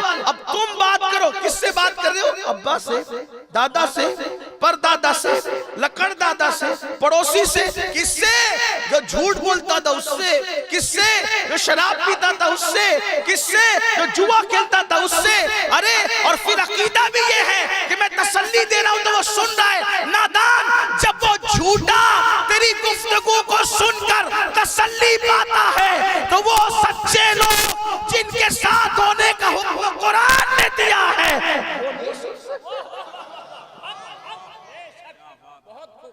آپ کس طریقے کی بات کر، یہ امت میں فتنہ مت کرو، امت فتنے کی متحمل نہیں ہے۔ جب آپ کا ابا سن لیتے ہیں تو مر کے مٹی میں تو ابا بھی نہیں ملا ہے نا، جو شرابی تھا وہ بھی نہیں ملا ہے۔ تو جو اللہ کا ولی، وہ غریب نواز جس نے 70 سال تک جس نے کبھی نہ دن کو نہ کبھی رات کو بستر کو پیٹ نہیں لگایا۔ ہماری نظریں نہیں دیکھ رہی الگ بات ہے، البتہ انسان مٹی میں ملتا ضرور ہے، اللہ جسے چاہے ملائے، اللہ جس سے چاہتا ہے محفوظ رکھتا ہے، لیکن عذاب جسم اور روح دونوں پر ہوتا ہے۔ تو بات دور نکل گئی، تو میں عرض یہ کر رہا تھا کہ آج بھی عطا وہی ہے، آج بھی سخا وہی ہے، آج بھی نوازشات وہی ہے۔ سرکار غریب نواز، ایک مرتبہ کا واقعہ ہے، ایک شخص غریب نواز کے آستانے پہ اپنی مراد لے گیا۔ ویسے طبرانی کی روایت ہے، اللہ کے حبیب علیہ السلام نے فرمایا کہ خوبصورت چہرے والوں سے اپنی حاجتیں طلب کیا کرو، کیونکہ اللہ نے میری رحمت کا حصہ ان خوبصورت چہرے والوں کے دلوں کے اندر رکھا ہے۔ رحمت کا حصہ۔ اب اس سے خوبصورت چہرے سے مراد کیا؟ سفید چمڑی نہیں، کھڑی ناک نہیں، بڑھیا۔ خوبصورت کا مطلب یہ نہیں، خوبصورت کا مطلب یہ کہ جسے دیکھو تو خدا یاد آئے، یہ خوبصورت۔ اور وہ ولی کی پہچان ہے کہ جسے دیکھو تو اللہ یاد آئے۔ تو وہ لوگ حضور کہتے ہیں ان سے اپنی حاجتیں مانگو کہ اللہ نے میری رحمت ان کے اندر رکھی ہے۔ رحمت للعالمین کی رحمت دیکھنا ہے تو ولیوں کو دیکھو۔ تو ایک شخص اپنی حاجت لے کے گیا، اب وہ گیا تو اس نے سوچا کہ کریں تو کیا کریں، تو اس نے یہ کیا، بیٹھ کے تلاوت کرنے لگا، قرآن پڑھنے لگا۔ اب قرآن پڑھ رہا ہے، مانگ رہا ہے، ملتا ہی نہیں۔ قرآن پڑھ رہا ہے، مانگ رہا ہے، ملتا ہی نہیں۔ وہ اسی حالت میں تھا، ایک فائشہ نچنیہ رقاصہ آئی اور انہوں نے کہا خواجہ دے دے، خواجہ دے دے۔ اسی وقت اس کی مراد پوری ہو گئی۔ اس کو آیا غصہ، اس نے کیا کیا، قرآن شریف بند کیا، طاق میں رکھا اور اپنے دونوں ہاتھ زور سے غریب نواز کی چوکھٹ پہ مارا، زور سے غریب نواز کی چوکھٹ پہ مارا اور کہا خواجہ آپ کی یہاں انصاف نہیں ہے، اتنے دن سے پڑا ہوں، مانگ رہا ہوں، دے دو دے دو دے دو، دیتے نہیں۔ اور وہ نچنیہ رقاصہ آئی اور اس نے مانگا، آپ نے اس کو دے دیا۔ اب یہ کہہ کر جا رہا تھا، دیکھا سامنے سے ایک نورانی چہرے والے بزرگ آئے، ایک نورانی منور چہرے والے بزرگ، اور انہوں نے کہا جناب کہاں کا ارادہ ہے؟ تو کہا گھر جا رہے ہیں۔ کیوں؟ یا انصاف نہیں ہے، اتنے دن سے پڑا تھا، مانگ رہا تھا، دیا نہیں، اور ایک رقاصائی اس کا کام جو ہے وہ چند لمحوں میں بنا دیا۔ آنے والے بزرگ کہا جناب جائیے، اللہ آپ کی بگڑی بھی بنا چکا، آپ کی مراد بھی پوری ہو گئی، جاؤ جاؤ، آپ کی مراد بھی پوری ہو گئی۔ اب جب سنا نا مراد تو کہا بابا آپ کون ہیں؟ تو کہا جس سے مانگنے آیا تھا وہی معین الدین، جس سے مانگنے آیا تھا وہی معین الدین ہوں۔ کہا سرکار معاف کریں لیکن یہ بتائیں کہ اتنی تاخیر کیوں ہوئی، اتنی دیر کیوں ہوئی؟ فرمایا نادان تجھے نہیں پتا کہ تو قرآن بہت اچھا پڑھتا ہے، تیری آواز بہت اچھی ہے، جب تو قرآن پڑھ رہا تھا تو میں دینے میں دیر اس لیے کر رہا تھا کہ جتنی دیر کروں گا تو اتنے دن میرے شہر میں رکے گا اور میرے پاس بیٹھ کے قرآن پڑھے گا، مجھے قرآن پڑھنا سننا بہت پسند ہے، اس لیے میں نے دیر کی تھی، مگر نادان تیرے اندر صبر نہیں تھا۔ لیٹ کرنے میں بھی حکمت تھی کہ تجھے روکنا منظور تھا کیونکہ تو مجھے پسند ہے، تیری تلاوت پسند ہے۔ فرمایا مگر تو نے تو غصے میں میری چوکھٹ پہ ہاتھ مارے، یہ ہاتھ میری چوکھٹ پر نہیں پڑے، اس کا اثر دیکھ لے۔ اپنی پیٹھ سے کرتا اٹھایا تو دیکھا کہ وہ پنجوں کے نشان جو چوکھٹ پہ مارے تھے وہ غریب نواز کی پشت پر تھے۔ یہ غریب نواز آج بھی عطا کرتے ہیں، آج بھی عنایت کرتے ہیں۔ ایک بہت خوبصورت سا، میں تو دو ہی بات کرنے چلا تھا لیکن ایک خوبصورت سا واقعہ اور یاد آتا ہے۔ ابھی چند سال پہلے کی بات ہے، چند سال پہلے کی بات ہے۔ ایک شخص تھا، اس کا جو ہے وہ بہت بڑا کاروبار تھا، جوہری کا کاروبار تھا۔ جوہری سمجھتے ہیں نا، پتھر، قیمتی پتھر، اس کا کاروبار تھا۔ اور وہ شخص ہر سال عرس غریب نواز میں جاتا، غریبوں کو کھلاتا، خدام میں پیسے تقسیم کرتا، دیتا، عطا کرتا، سب کا خیال کرتا، علماء وہاں کے جو تھے ان کا خیال کرتا، انہیں نوازتا، بہت لنگر ونگر سب پکاتا تھا، بہت کچھ کرتا تھا۔ اور اس کو اولاد نہیں تھی، وہاں منت مانی، اللہ نے بیٹا بھی دے دیا۔ اور پھر اس کے بعد بیٹا بڑا ہوا۔ خدا کا کرنا یہ کہ دولت مند باپ کا بیٹا دولت مند لڑکوں کے ساتھ رہ کر کے بگڑ گیا اور وہ جوا میں مبتلا ہو گیا، جوا کھیلنے لگا، وہ جوا میں مصروف ہو گیا۔ ادھر باپ کو خبر نہیں تھی کہ میرا بیٹا جواری ہو گیا۔ یاد رکھنا جو ناجائز اور حرام چیزیں ہیں نا وہ ایک نہ ایک دن ختم ہو کے رہتے، حرام چیزوں کو ختم ہونا، حلال کو کبھی ختم نہیں ہونا ہے۔ جو لوگ جوا لاٹری سے مالدار بنتے ہیں یا شراب کے دھندے سے یا جو ہے وہ حرام کاروبار سے، سود کے دھندے سے بہت جلدی اوپر جاتے ہیں لیکن اتنی جلدی نیچے بھی آتے ہیں۔ یہ سوڈے کی بوتل دیکھیں وہ جیسے دھڑ سے اوپر جاتے ہیں اس کا پانی نیچے بھی آتا ہے. نہیں، حرام کی طرف مت جاؤ. اللہ کو پسند نہیں ہے حرام. جوا پسند نہیں ہے اللہ کو، لاٹریاں پسند نہیں ہے اللہ کو. اور یہ جو لوگ شرطیں لگاتے ہیں یہ بھی حرام ہے. کہ سٹا جو کھیلتے ہیں، جو کرکٹوں پہ کروڑوں روپے کا سٹا کھیلا جاتا ہے، اور پھر اس سٹا کا جب دن کرکٹوں کے دن جاتے ہیں تو پھر سننے میں آتا ہے وہ کنویں میں گر کے خودکشی کر لیا، کسی نے دریا میں چھلانگ لگا دی، کسی نے جو ہے وہ کرنٹ پکڑ لیا. یہ سب نقصانات ہیں. دیکھو جو راستہ اللہ نے بتایا نا اس سے بہتر راستہ کوئی ہو ہی نہیں سکتا، کیونکہ اللہ اپنے بندوں سے 70 ماؤں سے زیادہ پیار کرتا ہے. اور بہت لالچ میں مت پڑو، بہت کتنا بھی کماؤ، 4 روٹی سے زیادہ ہم نے نہیں کھانا، ایک لباس سے زیادہ ہم نے ایک دن میں نہیں پہننا ہے. تو ہایا کیوں کرتے ہو؟ محنت کرو، صراط مستقیم سے اچھے راستے سے جاؤ، اللہ دے گا. اس نے خزانے دینے کے لیے پیدا کیے، اس نے رکھنا کس کے لیے؟ وہ بچا کے کس کے لیے رکھے گا؟ ارے انسان بچاتا ہی اپنے لیے یا اپنی اولاد کے لیے، اس کو تو کسی چیز کی ضرورت نہیں ہے. اور کہہ دیا لم یلد ولم یولد، اس کی تو کوئی اولاد ہی نہیں ہے، تو جو پیدا کیا وہ ہمارے لیے پیدا کیا ہے. پھر کیوں پریشان ہو؟ ارے جب اس کا نبی اتنا سخی ہے، اس کا نبی اتنا سخی ہے تو اس کے دینے کا انداز کیا ہوگا؟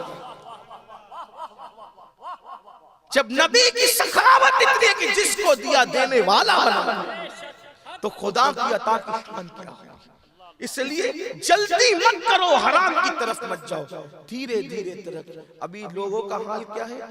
پیسوں کے چکر میں ایک پلاٹ کئی لوگوں کو بیچ دیتے ہیں، ایک پلاٹ کئی لوگوں کو بیچ دیتے ہیں. اسی طریقے سے اس کا لے لیا، ہڑپ کر لیا، نہیں دیا اس کا لے لیا. یہ سب ہو رہا ہے. غریبوں کو یہ کہہ کہ چلو اتنا دو، اتنے % ہر مہینہ منافع دیں گے. اب لوگ بھی لالچ میں آتے ہیں. میں اس بلا میں اتنے لوگوں کو دیکھ رہا ہوں کہ بس جس کی کوئی حد نہیں.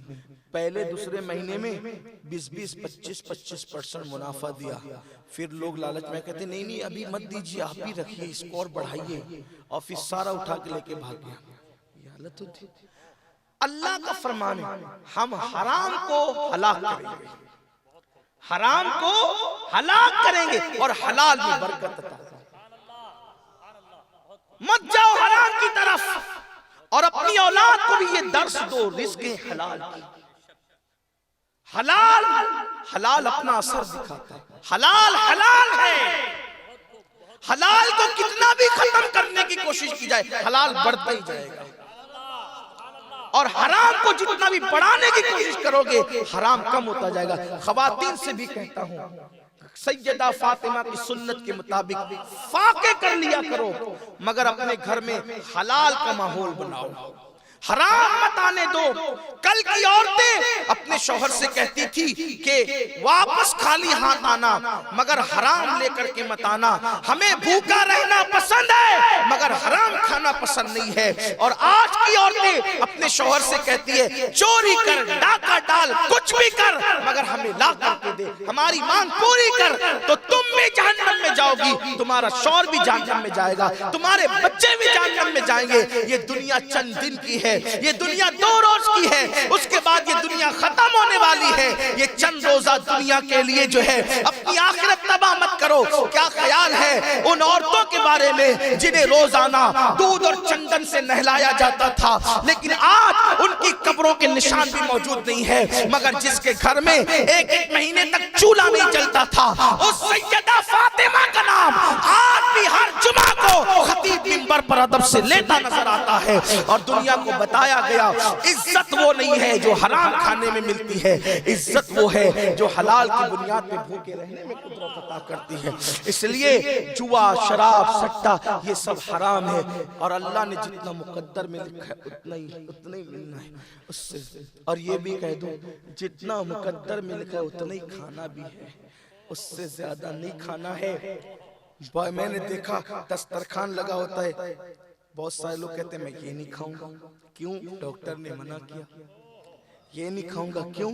ارے ڈاکٹر کی کیا اوقات منع کرنے کی، قدرت نہیں چاہتی کہ تو کھائے.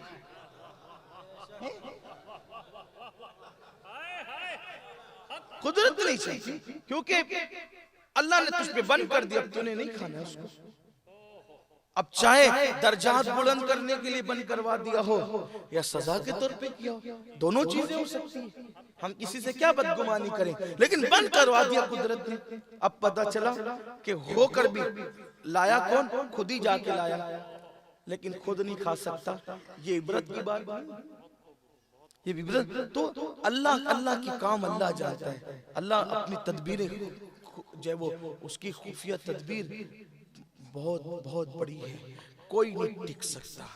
تو پھر اس کے بعد اگر آدمی سوچے نا میں بہت مالدار ہوں، 4 روٹیوں کی بجائے 8 روٹی کھاؤں، تو وہ کھا کے فائدہ نہیں دے گی، روٹیاں بیمار کر دے گی۔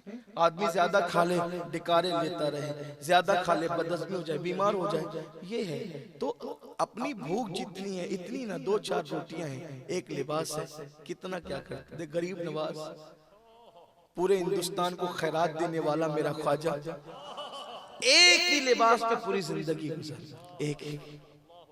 حالانکہ ہم یہ سب نہیں کر سکتے، لیکن ہمیں یہ اس سے تسلی ملتی ہے۔ اور جب غسل کے وقت آپ کا لباس اتارا گیا تو وہ کئی کلو کا ہو گیا تھا، کئی کلو ہو گیا تو اس کو کیوں؟ جہاں سے پھٹتا تھا پیون لگتا تھا، جہاں سے پھٹتا تھا پیون لگتا تھا، جہاں سے پھٹتا تھا۔ آج ہم ہزاروں کا لباس بھی پہنتے ہیں تو کوئی ہم سے مروب نہیں ہوتا، اور وہاں پیون والے لباس پہ بادشاہ کر کے ایک سر جھکاتا ہے۔ طاقت اللہ کی ہے، اصل طاقت اللہ کی۔ تو بات دور نکلتی جا رہی ہے اور بات جلدی ختم بھی کرنا ہے، کیونکہ احمد آباد سے آج جب وہ کل کی فلائٹ لینا ہے اور وقت پہ وہاں پہنچنا بھی ہے، راستہ کافی خراب ہو گیا ہے، تو اس کی وجہ سے آنے میں مجھے بہت وقت لگ گیا ہے، اس لیے میں دیر سے پہنچا۔ ارادہ تھا کہ جلدی پہنچیں گے تو لمبی باتیں ہوگی، لیکن وہ باتیں اب سمیٹ لیتے ہیں تو اختصار سے کہتے ہیں۔ تو وہ بہت وہاں خرچہ کرتا تھا، غریبوں پر، مسکینوں پر، یتیموں پر۔ اتفاق خدا کا کرنا کہ بیٹا جوئے میں لگ گیا۔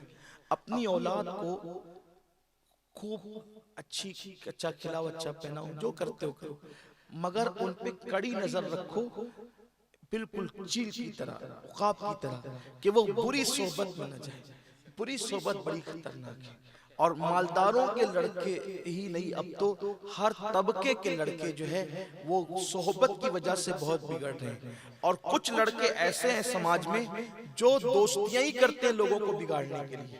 تو اپنے بچوں کے دوست میں تو کہتا ہوں خود ماں باپ بن جائیں تاکہ وہ دوسروں کی دوستی سے محفوظ رہیں، اپنی اولاد کے خود دوست بنیں، ان سے خود ہنسیں، خود بولیں، ایک جو ہے وہ مروت رہے، ایک ڈسٹینس رہے، لیکن ان سے ہمارے بچے اپنی ہر بات ہمیں کہہ سکیں۔ ہمارا کیا حال ہے؟ میرا تو گھر میں اتنا رواب ہے کہ میرے بچے مجھے دیکھتے ہی چھپ جاتے ہیں، یہ نبوی اخلاق نہیں ہے۔ حضور کے گھر کے بچے حضور کے سینے پہ چڑھا کرتے تھے، ہاں، تو یہ بھی محبت کا انداز ہونا چاہیے۔ حالت نماز میں حضور کے شہزادے ادھر سے نکل کے ادھر، ادھر سے نکل کے ادھر، یہ روایتیں آپ نے کربلا کے موقع پہ بار بار سنی ہے، میں اس کو کیا دو رہا ہوں۔ تو اپنے گھروں میں محبت کا ماحول قائم کیجئے۔ آپ دوستی نہیں کریں گے، وہ باہر جا کے دوستی کریں گے اور بگڑیں گے، تو اپنے بچوں پہ نظر رکھیں، وہ آتا کب ہے، وہ جاتا کب ہے۔ چواری بنا دیا، باپ کا انتقال ہونا تھا، جوہری کی دکان پہ بیٹھا وہ، اور بیٹھنے کے بعد جوے کی عادت بڑی خطرناک ہے، لعنت، دھیرے دھیرے سب بک گیا، حتیٰ کہ جوہری کی دکان بھی بک گئی، حتیٰ کہ گھر کے برتن بھی بک گئے۔ بوڑھی ماں کب تک روکتی سمجھاتی، روتی پیٹتی رہتی، لیکن کیا کریں۔ ایک دن آیا کھانے کو بھی محتاج ہو گئے، ایک دن آیا کھانے کو بھی محتاج ہو گئے۔ غربت کی چکی، گھر بکنے کے قریب تک، گھر بھی بکنا تھا۔ ماں نے کہا بیٹا سب ختم ہو گیا جوے کی وجہ سے، کچھ بچا نہیں میرے بیٹے، ایک کام کر، بہت عرصہ ہوا حالات نے اجمیر شریف جانے نہیں دیا، غریب نواز کا عرس آ رہا ہے اور قافلے صوبے اجمیر روانہ ہوں گے، بیٹے ہم اجمیر شریف جائیں گے۔ دنیا دار جوان بیٹے نے کہا ماں کیا ملے گا وہاں جا کے، پیسے ہے بھی نہیں، خرچے ہو جائیں گے۔ بیٹا میں نے کچھ محنت کر کے، مزدوری کر کے، تیری چوری چپ کے کچھ پیسے اکٹھا کیے ہیں، میں تو جاؤں گی، کیونکہ جب تیرے ابا حیات تھے ہم ہر سال جاتے تھے نا وہاں، اور وہاں پر کتنی خرچ کرتے تھے، لیکن جب سے تیرا دور آیا ہے سوائے دکھ کے میں نے کچھ نہیں دیکھا بیٹا، میرے پاس کچھ پیسے، ماما مجھے دے دو، نہیں بیٹا تمہیں بھی چلنا ہے غریب نواز کے یہاں اور وہاں حاضری دینا ہے۔ ایک بات یاد رکھیں کہ بہت سارے لوگ عرس کے موقع پہ بھیڑ کی وجہ سے شریک نہیں ہوتے، لیکن ولی کا فیضان تو ہمیشہ ملتا ہے، لیکن خاص عرس کے دن جو برکتیں نصیب ہوتی ہے پھر وہ سال بھر وہ رنگ نہیں ہوتا۔ اس کی وجہ یہ ہوتی ہے کہ عرس کے دن صرف وہ ولی ہی نہیں ہوتا بلکہ پھر وہاں سارے اولیاء ہوتے ہیں۔ اور یہ بات میں نہیں کہہ رہا ہوں اپنی مرضی سے، شاہ ولی اللہ محدث دہلوی نے لکھا ہے کہ میں نے دیکھا کہ ربیع الاخر کا مہینہ تھا اور اصحاب صفہ کے چبوترے پر مولا علی اور سارے ولی وہاں موجود تھے، تو میں نے پوچھا کہاں کا ارادہ ہے؟ تو مولا کائنات نے کہا تجھے معلوم نہیں، آج 11ویں ہے، 11ویں ہم سب عبد القادر جیلانی کے عرس میں جا رہے ہیں، تو اور دنوں میں جاؤ گے تو صرف ولی ملتا ہے، عرس میں جاتے ہو تو علی بھی ملتے ہیں اور سارے ولی ملتے ہیں۔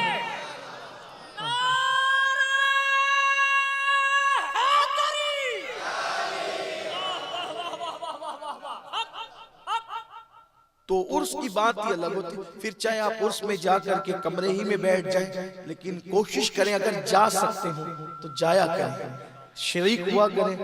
مجھے خیال آتا ہے کہ میری عمر جو اس وقت تو ہے 36 سال کی، لیکن تقریباً 21 یا 22 سال سے میرا معمول ہے کہ میں ہر سال عرس میں برابر جاتا ہوں، شریک ہوتا ہوں۔ اللہ کا شکر ہے ابھی بھی وہیں سے آ رہا ہوں، اور نعمتیں بڑی ملتی ہے، بڑی خیرات ملتی ہیں ہمیں۔ ہمارے لیے اور دروازے کون سے؟ یہی دروازے ہیں، اور جو یقین سے جاتا ہے نا وہ پاتا ہے۔ تو جلدی جلدی سے بس یقین مضبوط ہو جائے اپنا، غریب نواز غریب نواز ہے، غریب نواز غریب نواز ہے، جس کا پورا خاندان غریب نواز ہے۔ خواجہ ہند وہ دربار اعلیٰ تیرا، کبھی محروم نہیں مانگنے والا تیرا۔ اچھا وہاں نیک اور بد بھی نہیں دیکھے جاتے، وہاں تو عقیدتوں پہ دیا جاتا ہے، جس کا یقین جتنا مضبوط ہوتا ہے اس کو اتنا دیا جاتا ہے۔ ولیوں کی چوکھٹ سے وابستہ رہو میرے بھائیوں۔ لوگوں نے تحریکیں بنائی کہ غریب نواز کی چوکھٹ سے لوگوں کو روک دے، ولیوں کی چوکھٹ سے روک دے۔ جب تحریکیں نہیں تھی تو چند لوگ جاتے تھے، اب تحریکیں روکنے والی بن گئی تو ہزاروں کی تعداد میں جاتے ہیں۔ نہ کوئی پوسٹر چھپتا ہے نہ کوئی اعلان ہوتا ہے۔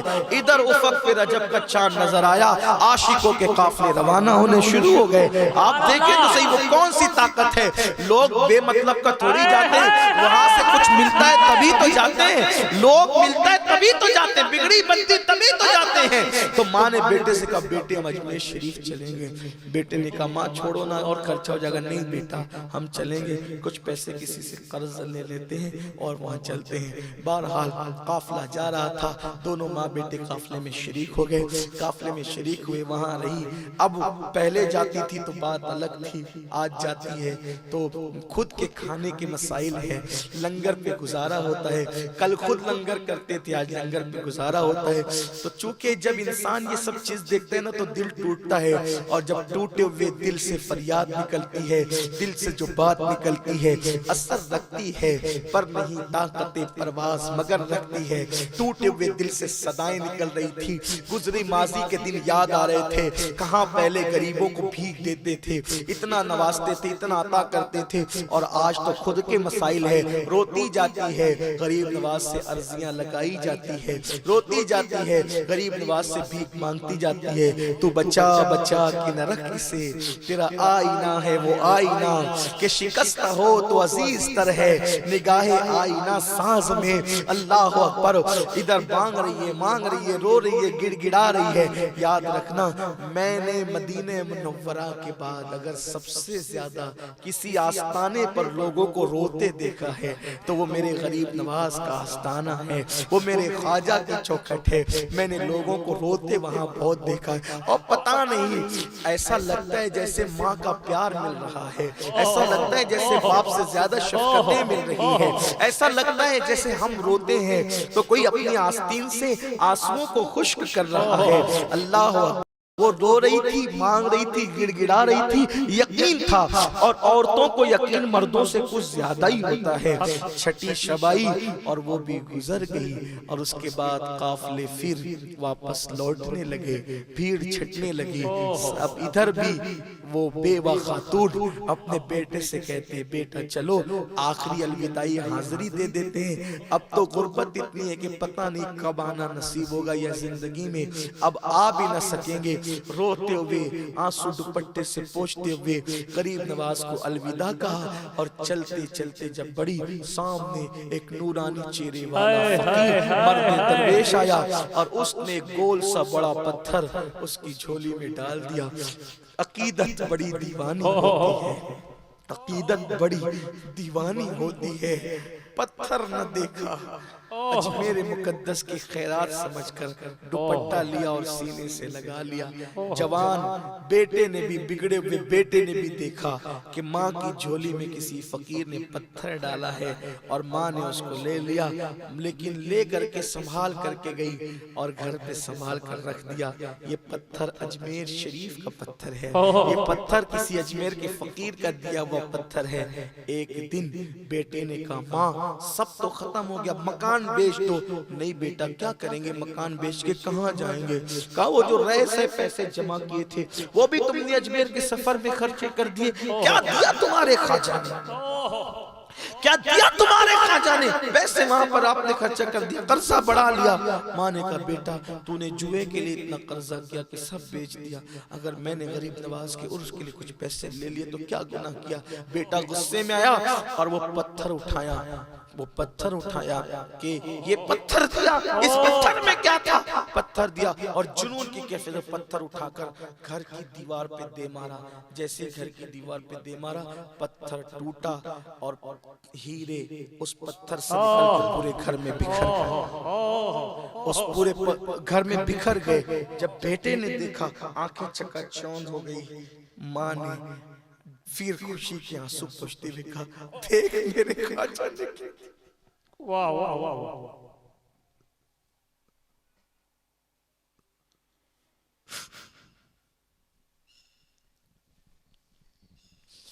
دیکھ میرے خواجہ نے کیا دیا۔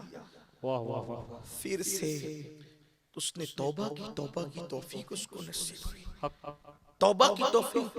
پھر سے وہ بڑا جوہری بن گیا، پھر سے اللہ تعالیٰ نے اس کو نواز دیا۔ یہ غریب نواز کی آج بھی عطا کرتے ہیں۔ اور آخری ایک بات، یقین ہو تو آج بھی مدد کرتے ہیں، امداد آج بھی۔ ہم بے سہارا نہیں ہیں، ہندوستان والوں کسی سے ڈرنا نہیں، ہم بے سہارا نہیں۔ جس نے بسایا ہے وہی بچائے گا، جس نے بسایا ہے وہی بچائے گا۔ مت ڈرو کسی سے، اپنی زندگی خود جیو، بس غریب نواز کے مشن کی طرف آؤ۔ انہوں نے کہا کہ جس نے جو نماز نہیں پڑھے گا وہ ہمارا نہیں ہے، ان کے بنو نماز پڑھو، حرام کام سے بچو ان کے بنو، سچے صرف نام مت لو، صرف نعرے مت لگاؤ، سچے ان کے بنو، پکے ان کے بنو، ان کے مشن والے بنو، نماز والے بنو، روزے والے بنو، نیاز والے بنو، صرف زبانی دعوے مت کرو۔ جانتے ہو جس نے بسایا ہے وہی بچائے گا۔ کیسے بچائے گا؟ آپ کو پتا ہے کہ دلی میں خواجہ قطب کو بسانے والا کوئی اور نہ تھا۔ خواجہ قطب کو بسانے والا کون تھا؟ بس اس پہ بات مکمل ہوگی، سب کی توجہ چاہتا ہوں اور سب کی اللہ تعالیٰ مرادیں پوری فرمائے۔ میرے خواجہ کی شان بڑی اعلیٰ، بڑی نرالی شان، سخی کا لال ہے، سخی کی اولاد ہے۔ اپنے دروازے سے واپس کرنا ان کے گھر کی شان نہیں ہے۔ اگر گھر میں کچھ نہیں ہوتا ہے تو دوپٹے بیچ کر کے دیے، مسلح بیچ کر دیے ہیں، اب تو خزانے لے کر اب نہ دیں گے تو کب دیں گے؟ سنیوں یقین مضبوط کرو، یقین والوں کو ملتا ہے۔ میرے مرشد اجازت نے کہا تھا یقین والے کہاں سے چلے کہاں پہنچے، جو اہل شک ہیں اگر میں مگر میں رہتے ہیں، شک والے مت بنو یقین والے بنو۔ دیتے ہیں دیں گے، لیتا ہوں لوں گا، واہ واہ واہ واہ، دیتے ہیں دیں گے، لیتا ہوں لوں گا، اور نہیں لوں گا تو جاؤں گا نہیں، واہ واہ واہ واہ واہ، نہیں لوں گا تو ٹلوں گا نہیں۔ ارے اڑیل فقیر کو تو کنجوس بھی دے کر کے بھیجتا ہے، سخی داتا نے کب رکنا ہے؟ سخی داتا نے کب روکنا ہے؟ خواجہ قطب الدین بختیار کاکی کو بسایا دلی میں، اور جب بسایا اتنا متاثر ہوا بادشاہ کہ التمش مرید ہوا، آپ نے خلافت بھی دی، روزانہ کا معمول تھا بادشاہ کی بگی بابا قطب کی خانقاہ پہ آتی اور بابا قطب بیٹھتے اوپر، بادشاہ بیٹھتا قدموں میں، اور پھر وہ روزانہ عصر سے مغرب تک دریا کی سیر کے لیے جاتی۔ وہاں کے لوگ جو پہلے سے بابا قطب سے پہلے دلی میں رہتے تھے، جب قطب الدین بختیار کاکی آئے ان کو حسد ہو گیا وہاں کے ظاہری علم والوں کو کہ یہ آیا جب سے اس نے تو ہمارا سب سپڑا صاف کر دیا، اب بادشاہ کی توجہ ہماری طرف اتنی نہ رہی، بادشاہ ادھر ہی متوجہ رہتا ہے، مرید ہو گیا نیچے بیٹھتا ہے، ان کو اوپر بٹھاتا ہے۔ سوچا ایک کام کرتے ہیں، ان کو دلی سے بھگاتے ہیں، دلی سے بھگاتے ہیں، دلی سے بھگاتے ہیں۔ ہاں کون کر رہا تھا؟ وہ سب تدبیریں کر رہے تھے، دلی سے بھگاتے ہیں۔ کیسے بھگائیں گے؟ کہا اس پہ کوئی بڑا الزام لگاؤ، دلی سے بھگانے کے لیے بڑا الزام لگاؤ۔ اب دلی سے بھگانے کے لیے الزام کیا لگائیں؟ دلی کی ایک زانیہ عورت تھی جو زنا کا کاروبار کرتی تھی، اس سے کہا تمہیں منہ مانگی قیمت دیں گے۔ دیکھو حسد کتنا گرا دیتا ہے، حسد کتنا گرا دیتا ہے کہ نیک کہلانے والوں کو بھی اتنا نیچے کر دیتا ہے۔ اور یاد رکھنا حسد والے ہمیشہ نیچے ہی رہتے ہیں، حسد کرنے والے نیچے ہی رہتے ہیں، انہیں بھی کی ماننا ہے، ان کی کوئی اوقات نہیں ہونی ہے۔ لیکن جن کے دل حسد سے پاک ہو، جو اللہ والے ہوں، ہمیشہ وہ بلند رہتے ہیں۔ دیکھو کاٹ کر بھی نیچے ہی رہا یزید، کٹ کر بھی حسین، صحیح بک کر بھی یوسف تخت پر رہے، بیچ کر بھی بھائی ہاتھ باندھ کر سامنے۔ حسد یہ چیز، حسد کبھی بلندی پہ نہیں لے جا سکتے۔ حسد مت کرو، آپس کے دل گندے مت کرو، دل صاف رکھو۔ مومن کا دل آئینے سے زیادہ صاف ہونا چاہیے۔ تھے وہ حسد کر، حسد میں آدمی بہت نیچے گرتا ہے، نیچے گر گئے رقاصہ کے پاس، نچنیہ کے پاس، زنا کا کاروبار کرنے والی عورت کے پاس۔ کون لوگ؟ علم والے، بڑے بڑے علم والے، علامے کہلانے والے پہنچ گئے وہاں، اور پہنچے تو کہا منہ مانگی قیمت دیں گے۔ ایک کام کرنا ہے۔ کیا کرنا ہے؟ کام یہ کرنا ہے کہ کل جب بگی پہ بیٹھ کے قطب الدین جا رہا ہوگا بادشاہ کے ساتھ، اتنا کہنا کہ یہ تیرے پیٹ کا جو بچہ ہے وہ اس کا ہے، بس اتنا کہتے ہیں، تیرے پیٹ میں جو بچہ ہے وہ قطب الدین کا ہے، اتنا کہنا بس، اور کچھ نہیں کہنا۔ وہ تھی نچنیہ زانیہ، اتنے نیک آدمی پہ تم لوگ ایسا الزام کیوں لگانا چاہتے ہیں؟ ایسا مت۔ کبھی کبھی ایسا ہوتا ہے نا کہ پاپیوں کے دل اللہ والوں کے لیے کبھی کبھی زیادہ بڑے ہوتے ہیں، مجھے ایسا لگتا ہے کہ کبھی کبھی زیادہ بڑے ہوتے ہیں۔ کہا کہ مت ایسا کرو، کہا کہ تجھے تو رقم سے مطلب ہے، جتنا مانگیں گی دیں گے، یہ کام کرنا ہوگا تجھے۔ اب لیکن پھر شیطان تو اپنا کام کر ہی دیتا، وہ کوئی ولیہ تو تھی نہیں، پھر وہ لالچ میں آئی گئی اور اس نے کہا چلے ٹھیک ہے۔ پھر یہ ہوا کہ بگی پہ بیٹھ کر روزانہ کے معمول کی طرح جب بگی جانے لگی تو رستے میں وہ عورت کھڑی ہوئی، اور مسلمان بادشاہوں کا معمول یہ تھا کوئی بھی آئے راستے میں اگر روک کر فریاد کرے تو اس کی فریاد ضرور سنتے تھے، اور وہ بھی التمش جس کی کبھی تہجد نہ چھوٹی، جس نے کبھی نامحرم عورت پر کبھی نظر نہیں اٹھائی ہو، ایسا بادشاہ۔ بگی کے سامنے عورت کھڑی ہو گئی، نظریں جھک گئی، بادشاہ نے سپاہیوں سے پوچھا پوچھو اس سے کیا فریاد لے کر آئی ہے؟ اس نے ڈرامائی انداز سے کہا بادشاہ اگر کوئی زنا کرے اسلام میں اس کی سزا کیا ہے؟ بادشاہ نے کہا اس بدبخت کو اگر شادی شدہ ہے تو سنگسار کیا جائے گا، پتھروں سے اس کو ہلاک کیا جائے گا، اور اگر شادی شدہ نہیں ہے تو اس کو کوڑے لگائے جائیں گے۔ بادشاہ یہ سزا صرف عوام کے لیے ہے یا خواص کے لیے بھی ہے؟ بادشاہ نے کہا ہمارے ہاں کوئی عوام و خواص نہیں ہے، اللہ کے قانون کی زد میں کوئی بھی آئے گا اسے سزا دی جائے گی۔ اللہ کے یہاں دو نہیں ایک ہی قانون ہے، جو بادشاہ کے لیے وہی رعایا کے لیے، جو رعایا کے لیے وہی بادشاہ کے لیے۔ تو کہا پھر کیا خیال ہے تیرے اس پیر کے بارے میں جو بڑا نیک اور متقی بنا بیٹھا رہتا ہے اور وہ ہمارے یہاں کر کے زنا کرتا ہے؟ بادشاہ تجھے معلوم ہونا چاہیے کہ یہ مکار آدمی آدمی مکار جو تیرے سامنے متقی بنتا ہے، اور وہ تو میرے ساتھ کئی بار منہ کالا کر چکا ہے، اور اس کا بچہ میرے پیٹ کے اندر ہے، میں اس وقت تو ماں بننے والی ہوں۔ سرکار قطب الدین بختیار کاکی نے یہ سنا تو سننے کے بعد اس عورت کو کبھی دیکھا ہی نہیں تھا، کبھی تصور بھی نہیں تھا، دماغ چکرانے لگا، کچھ سجائی نہیں دیتا تھا، آنکھوں کے سامنے اندھیرا آنے لگا۔ پلاننگ کے تحت ساری بھیڑ اکٹھا ہو گئی، انہوں نے سب کو پہلے سے جمع کر رکھا تھا، سب اکٹھا ہو گئے، مارو مارو، نکالو نکالو، اس مکار کو دلی سے نکالو۔ بادشاہ کی آنکھوں میں خون اتر آیا، میری عقیدتوں کے ساتھ اتنا بڑا مذاق، آپ کی نگاہیں تو کبھی اوپر نہیں اٹھتی، میں آپ ہمیشہ آپ کی موجودگی، میں نے آپ کو اوپر بٹھایا، میں نیچے بیٹھا یہ سوچ کر کہ آپ آل نبی ہو، آپ عالم دین ہو، آپ متقی پرہیزگار ہو، آپ قرآن کا علم رکھتے ہو، اتنا بڑا ڈھونگ رچایا آپ نے میرے ساتھ، عقیدتوں کا اتنا ناجائز فائدہ اٹھایا، یہاں تو کچھ سجائی نہیں دے رہا، تو کیا سمائی پیش کریں، کیا بادشاہ یہ بھی کہہ گیا، آپ سے امید نہ تھی، اس لئے کہ میں آپ کو متقی کے سوا کچھ نہیں جانتا، بس قریب تھا آبرو چلی جاتی، قریب تھا آبرو چلی جاتی، قریب تھا سزا ملتی، قریب تھا کوئی بات نہ مانتا، قریب تھا دلی سے نکال دیے جاتے۔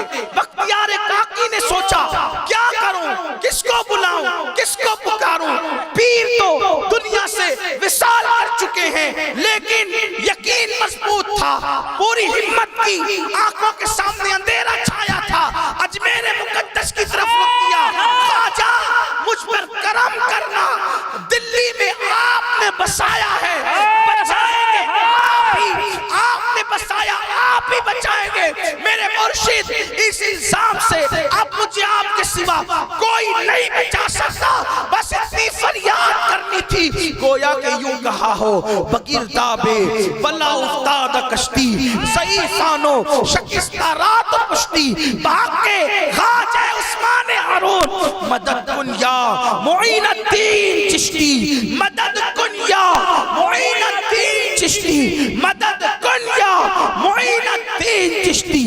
اتنا کہنا تھا کہ لوگوں نے اپنے ماتھے کی آنکھوں سے دیکھا، اپنے عصا سے کوئی بھیڑ کو ہٹا دیا، اپنے عصا سے،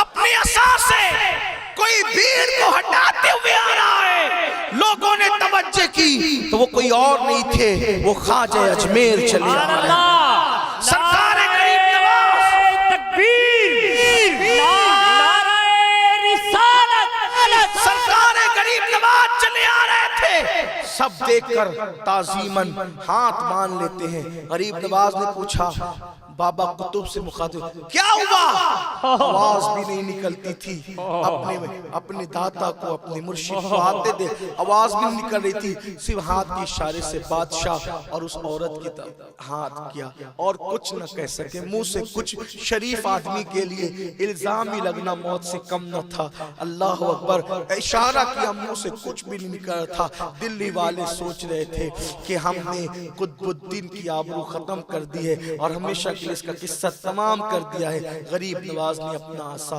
اس عورت کے پیٹ پر رکھا اور فرمایا اے بچے اب تو ہی بتا،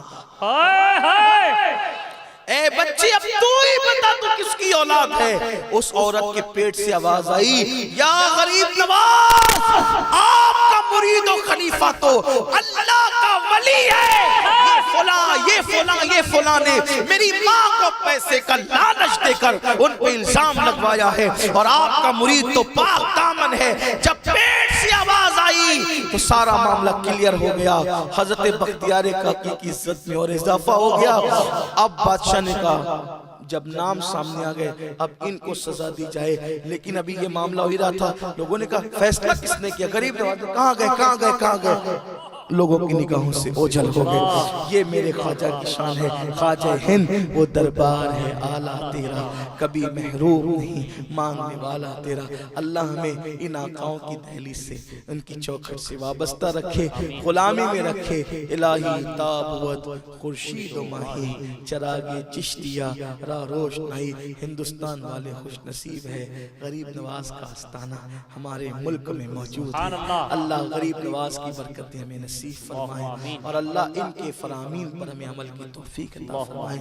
گفتگو کے درمیان اگر کوئی غلطی ہو تو اللہ معاف فرمائیں۔ استغفر اللہ ربی من کل ذنب واتوب الیہ وما علینا الا البلاغ۔ السلام علیکم ورحمۃ اللہ۔